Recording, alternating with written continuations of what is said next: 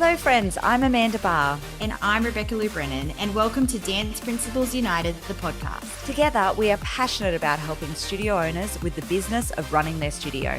Join us as we talk everything from marketing, systems, studio culture, motherhood, life, and everything in between. This is the Dance Principles United podcast. Well, hello friends, it's Beck here from the Dance Principles United podcast. I am joined by my daughter today, actually, something a little bit different. This is BeBe. Hey everyone. Super excited to be here, and I did a talk at Expo, and BeBe came and helped me with the talk because she and I teach together a lot. Yes, we do. I thought we could talk about some of the stuff that we talked about at Expo today and all things teaching. Are you cool with that? Yeah, I would love to. Let's get into it. All right, amazing. So first thing I want to say to you, and tell me what you think about this, is that kids actually do like a disciplined class. Thoughts on this? Yes, I agree, but I have a disciplined class? No. I think kids like a disciplined class, but they don't like an angry teacher. Right. And I think that that's the difference. You can still have a disciplined class while still letting kids have fun and be kids, but you don't need to just be angry. And I find that with my style of teaching, I do that a lot. Like I definitely keep my kids in line, so it's not like a feral, crazy class. But I also find that if I'm ever too angry with them, they don't want to be there. Like they're kids, like in their mind, everything is rainbows and unicorns. So keep it that way. Don't like annoy their lifestyle of happiness. Right. And so one of the things we teach at Pause and in our staff training with Studio Growth Club and Tribe is we teach have a non-negotiable. So my non-negotiable is always don't talk while I'm talking. I think that's the easiest one. Is that what you do? I just stole your one. And so don't talk while I'm talking. So we sit the class down and we say the non-negotiable is don't talk while I'm talking. Now you might be teaching the most epic thing ever and then someone talks straight away. You've got to go, oh, sorry, someone spoke while I was speaking, and then you've got to have the consequence. Now my consequence for 8 and unders, as you know, BeBe, is for everyone to sit down for a minute in silence. Yep. And if you're unsure about this, get your teachers in your staff training to actually sit down for a minute in silence. It's actually a long time. It feels so long. You sit there and you're like, sometimes when I'm teaching minute of silence, I'm like, what's happening? I actually made the people in Expo do this. Do you remember? Yeah, I do. I made them sit for a minute in silence and everyone was like, it was so awkward, and it felt like forever. So long. And then at the end of the minute in silence, we say to them, guys, we're here to be the best we can be. We want to have fun with you today. Let's not talk. Now, it only takes 4 or 5 times for that to happen and they really get the point, right? Yeah. Yeah. I definitely find that we're not doing it as much now as we were at the start of the year. They know the rules now. They know that when you talk, it's a minute of silence and they really don't like it. They sit there and they just don't know what to do with yourself. I don't even know what to do with myself. Yes, it's pretty awkward. Now, you've got to make sure that your consequences are age appropriate. That's the first thing. 100%. You also don't want to make a consequence that's not achievable. And so, little backstory, years and years and years ago, very long time ago, when I first started teaching, and I was a pretty bad teacher then. Not bad teacher. I was always good at technique and stuff, but I just think I was a bit too strict, like you're saying. Yeah. So anyway, back in the day, the seniors, there was a class of 40 seniors. They were being really rowdy and naughty. And I said, the next person to talk has to do 50 push-ups. Now, the person that spoke was Jared. And Jared had the twiggiest arms in the history of arms. And I made this poor kid do 50 push-ups and he was crying. And it was such a bad teacher moment. But the thing with consequences is you have to see through with it. Because if you don't, they'll walk all over you. 100%. So just think about your consequences and what that consequence is going to be. And now for seniors, I do burpees. Do you like burpees, BeBe? No.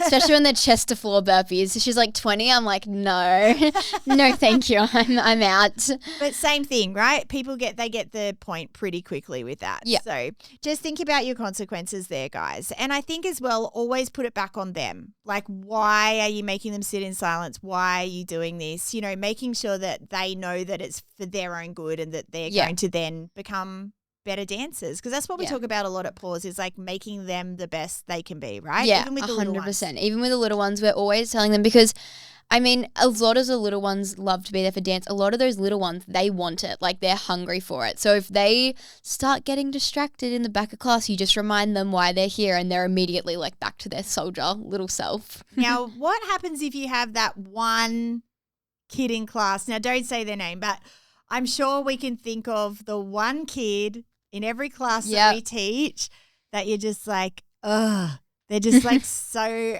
difficult, or they interrupt the rest of the class, or that's really hard to deal with, right? It is really hard to deal with. Like, a lot of the time that kid, they don't do it to be naughty. A lot of the time it's just that kid's personality. And I find that I really struggled with this year with one of my kids, but I've now think I found a way to kind of get around it. You have to play at their level, if that makes sense. Like, I had this one kid and she was super sassy and I loved her, and she was really sassy though sometimes, to the point where it was like you need to tone it back a little bit. But I found that if you gave her sass back sometimes, she would be like, whoa, like what's happening? So I find all kids are different, and you just got to find your niche with that kid to get them to do what you need them to do. Great. And I love what you're saying about that, because I don't think there's any naughty kids. I think they're acting up for some sort of a reason. So you've got to, take enough care to probably talk to them, obviously discipline them in the class as needed. But then at the end of class, I would suggest bringing them over and having a chat to them individually, especially if they're an older child, and see where their head's at. Sometimes you even have to talk to the parents. So, I'm going to tell our Clara story, because Clara was in sixes, and every single time someone got a special part, she would cry. Now, when I talking cry, I'm talking like ugly, like really ugly cry, right? Yeah. And so as a team, we were just like, what a little bitch. How dare she, how dare she cry? That's so rude to the other kids for getting the part. Anyway, after a few weeks of this, I went out to Mum and said, look, we're really having some trouble with Clara. She's crying every time she doesn't get a part. Is this happening anywhere else? Clara has autism. That's the first thing she told me, which we had no idea of. You would think the parent would tell us that, but no. And also Clara is, we're working on it at school, and here's the strategies and blah, blah, blah. Great. So now as a team, we understand how to deal with Clara. Yep. And so it went from Clara bawling her eyes out to Clara going, good job, baby. Good job, baby. And then it went to Clara is now everyone's biggest cheerleader. And you know this she's now in 8. And she's the one kid that'll she's the first kid to clap every child when they get something, and he's very happy and beautiful, talented, gorgeous little thing. She's so clever. So it's just taking the time to actually care enough about that child. It's very easy for us to go, oh, they're just a naughty kid. Yeah. But I don't know. I find 9 times out of 10, they're not just a naughty kid. Yeah, I agree. All right. Now, using your voice in class. This is a big one. It's so important. Yeah. I'm actually doing teacher training with one of our junior teachers at the moment, and I'm finding it a lot with the little ones that I'm starting to train. It's scary. I get it. It's scary. You're teaching this little kid who's probably insane, leg behind their head, crazy flexible. And also it's scary because I think they're in front of me, and so they're like, you want to do good for Miss BeBe and all of that stuff. But using your voice is so important because, kids are loud, we know. So if you're going to be quiet, how are they even going to hear you? Start with that. And also, if you're speaking like this and you're teaching, they're not engaged. They're bored. They don't want to be there. What their friend's having for dinner is a much more interesting conversation. But if you're loud and crazy and use, it's sometimes annoying, but a really high-pitched voice, and you keep changing how your voice sounds, they lock in and they hone in on it and they find it really interesting. Now, I know you're talking about Charlie, and she's jumping into some of your private lessons with your babies. Yes. So How are you encouraging her to use her voice more? So me and Charlie have been talking a lot about using her voice because she's definitely on the shyer side, but she's got such good attention to detail that I know she'll make a great teacher. So I actually make her bring in a notebook at the moment, and at the start of the lessons, like before we go into the lessons, or because she does academy with me, I make her write down academy. We do write down all the names, and she has to tick off that she cheers at least once in class for each kid. And then I also get her to do a correction in class for each kid that she has to say loudly while they're dancing. And then I'll get her to after explain the correction and go through it, which is I'm finding helpful for her because it's more just her confidence. She knows what to say. She just doesn't like to say it. Okay, I love that. I love that. And I think we need to think about that when we're training any teachers. You know, I don't believe that we train enough with our voice and how to use our voice. Like it's so important. And also you can make your voice be like the movement. So, you know, like Stephen Tanos will teach and he'll be like, and that's like telling you how to do the movement. Or like if 100%. We want the kids to do strong arms, we go, hi-ya, hi-ya, which is like, you know, getting them to do those really strong arms. So thinking about how you can use your voice in that sense as well is really important. But when you're doing teacher training, and we do this a lot, you've got to get them up and actually teaching. 100%. Yeah. Like I also will always get Charlie to clean an 8 count. So I'll be or like 2 counts of 8, whatever it is. I'll be like, okay, Charlie, go clean these 2 counts of 8. I watch her and I don't say anything. I let her go because that's important. Being a teacher, you can't just also have someone telling you what to do all the time because then when they get in and teach by themselves, they're going to be like, what do I do? So I let her do an 8 count. Then I'll give the kid a quick water break and make the kid run the routine again. And I'll give Charlie like criticism and I'll be like, okay, I really loved how you did this, but also the shit sandwich method. That is my go-to with everything. I use it for Charlie. I use it for when I'm teaching kids. I'll be like, okay, that was really great. Love how you did this. Now we could improve on, you know, being more enthusiastic as we speak, but I really loved how you did that. And I think that that's so important with any kid that you teach or teacher training or whatever it is. And I think like studio owners, you're not taking enough time to go into classrooms and watch. You need to go into the classroom, watch how people are teaching, exactly what BeBe is saying, give them feedback. Otherwise, how do they know what they need to improve on or 100%. Where they need to do better? All right. So talking about improving, I wanted to talk about how it's so important to show the kids how they're improving. Yes. And not just elite kids, like any kids in general. And if I think about myself at the gym, if my trainer's not showing me how I'm improving, I'm probably going to get over it. Or if you're flogging your guts out at the gym and not losing weight and not gaining muscle, then you're probably not going to go back. It's the same with kids. Like they need to see week by week, day by day, how much they're improving, and that needs to be shown to them. Now, we use a platform called Band where we film stuff every single week for them, but we also get our private, at the end of our private lessons, and we have 190 privates a week at Pause. Which is crazy. Insane. So anyway, at the end of every private lesson, every parent comes in and films the child. Now, I love this because it's showing the child their improvement, but it's also showing the parent the child's improvement. And then we have the opportunity to talk to the parent and say, wow, they're doing so well, right? Yes. So that is really important too. I do that at the end of every single private lesson and make sure the parent knows like what we're working on that week as well. So if I'm cleaning a jazz solo, I'll be like, okay, so this week we really focused on this part to this part, doing super sharp arms.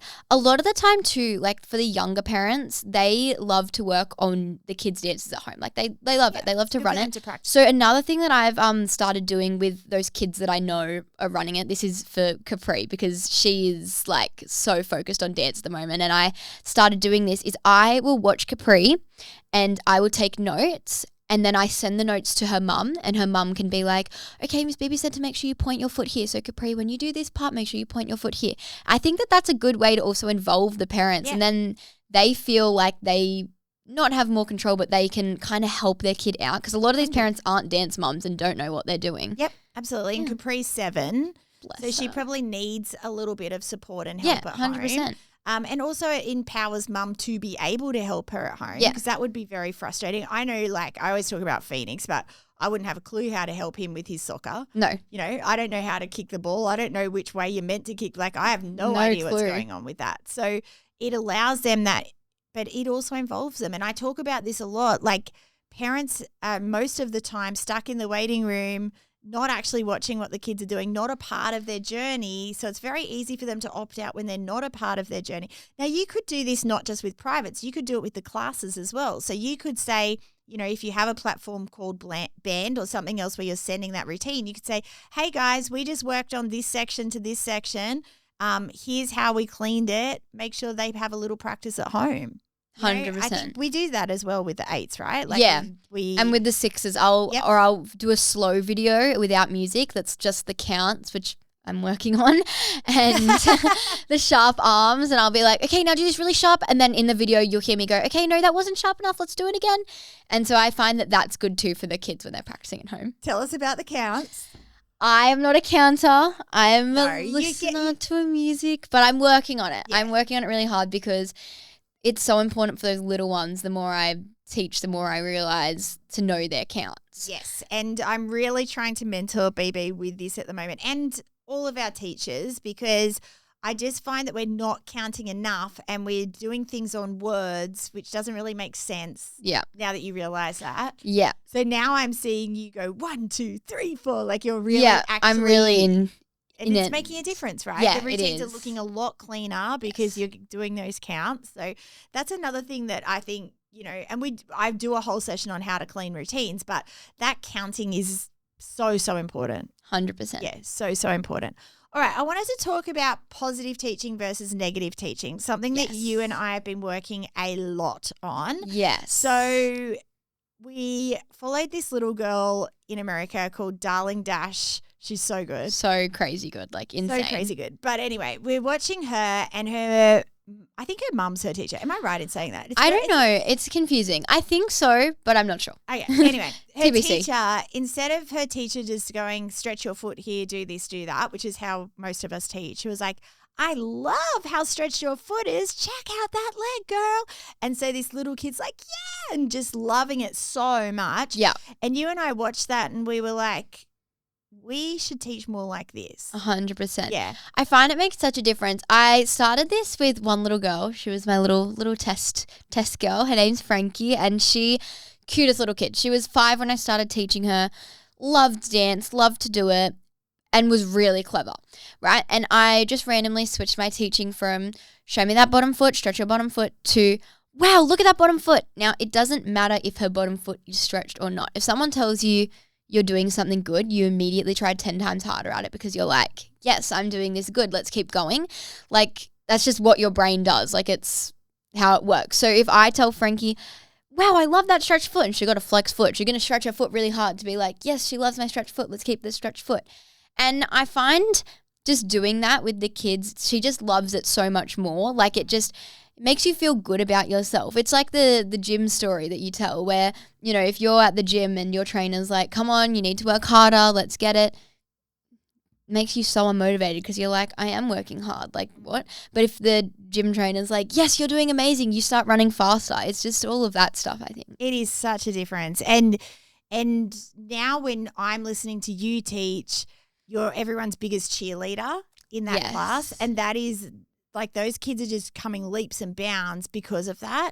And I think, you know, I still have to catch myself because I'm so used to teaching the other way of going point your toes instead of I love how pointed your toes are. Yeah. But just flipping that is insanity. Making a crazy difference. Crazy. And the kids also work hard at home because they want to be there. I find that that's happening a lot too. Like, yes, they would be forced to, you know, go over their dances by their parents at home. But now I find that they're like, the parents are like, I don't know, they just keep wanting to practice their dances. And it's just because it makes them feel so good about themselves. Yes. And at the end of the day, not everyone's going to become a professional dancer. And some of you listening don't even go to that level. You just do rec, which is amazing.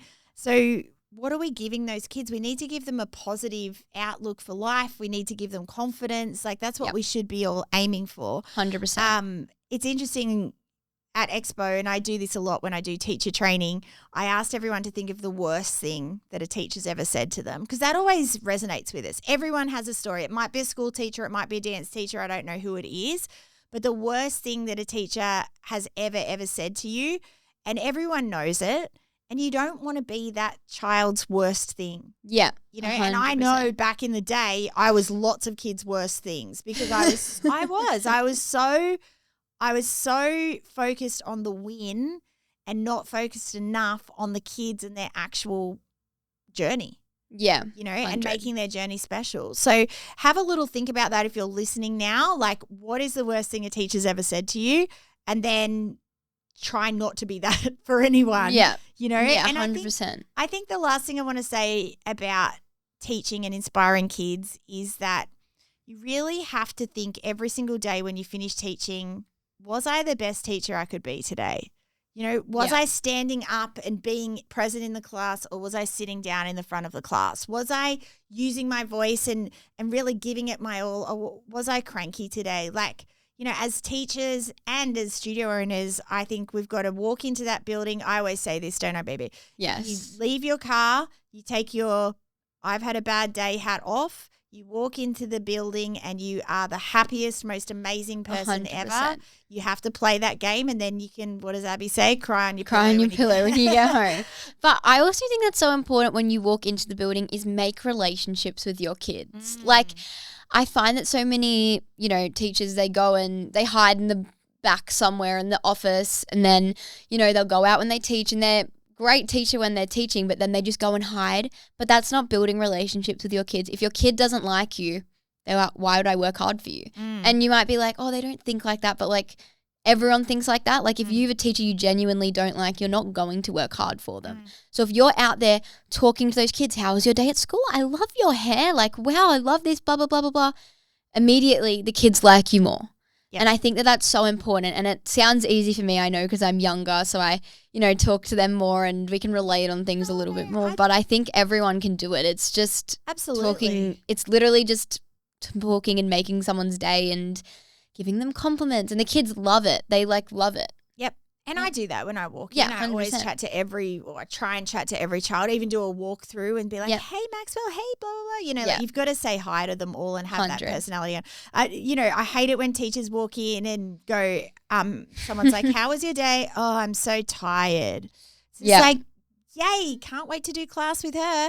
Like, you know, like, you've got to think about that. Whereas if they're going, yep, I'm great. You know, I have hard days, and then I don't want to say I'm great. I want to say I'm tired and I've had the worst day, but I can't because the kids I'm about to teach are standing right there. You're like, great, Miss Beck's going to be in a great mood today. Can't wait for that class. Woo, let's go. You know, so that is really important as well. Everywhere you are in the studio, you need to be on 100% of the time. Yeah, I agree. 150% agree. All right, guys. Well, I hope you enjoyed that. We love doing staff training. We do a lot of staff training with Studio Growth Club. Obviously, I do a lot of staff training in my own studio, but we also do it with Tribe. So if that's something you're interested in checking out, drop us a DM and we can chat to you more. Thanks so much, guys. Bye. We hope you enjoyed this episode of the Dance Principles United podcast. If you'd love to learn more from us, we have a special offer just for our podcast listeners. Go to the link in the show notes right now to get 2 weeks free in Dance Principles United Tribe. We would love to see you there.